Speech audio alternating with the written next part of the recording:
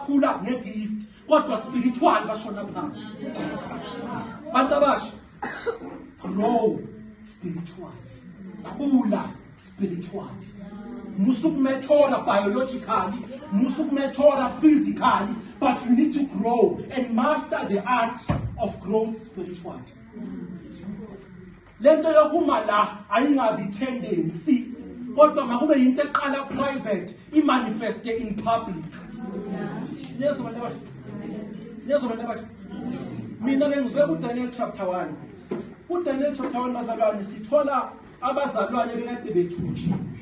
They were held captive. They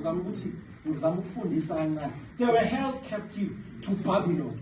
And they were under a certain king who is Nebuchadnezzar. So this king was so evil to an extent that he changed the identity of to belong to the kingdom. Hallelujah. Today is home. Do not allow umhlaba to hold you captive.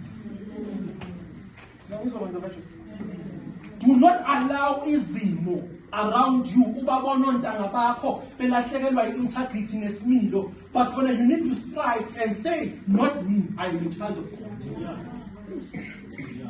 Musu compromise ubuntombi bakho, musu compromise ubunsizwa bakho, iba ngepride ngoJesu wamamkela. Be full of pride ngento yamkelile ngoba lento yamkelile inamandla.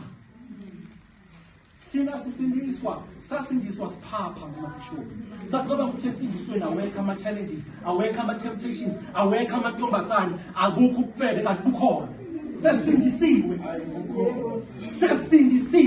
Sesishilo ukuthi sibambile. Kanti noPaul uthi kunye ngikwenzayo. Ngikhohlwa okungasemuva ngandlulele kokuphambili. Kuyenzeka ukade usubambe khona kanti awukabambi khona.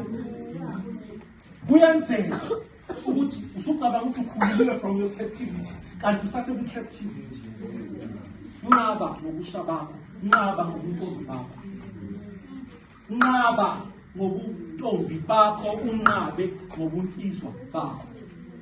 Joseph abazalwane kwaba yi-right hand man. Kwabalekela unkosikazi kaPotifa. Ngenxa yamagugu akuyo nento uNkulunkulu amphathise yona. Wahlula bonke abantu ngesikhundla waba yi-right hand man kaFaro ngenxa yenkambo. Inkambo bazalwane, it's i-character yobuKristu. Ukwamukela ivangeli ulibambisise, ungalibambi, ungabi lugome emfundisweni. Ngoba baningi abantu abalugome. Awubazi noma bayashisa noma bayabala. Abanye baqasha ngegift kanti morally they are. Baqasha ngegift ukuthi uma phambi kwabantu kanti uend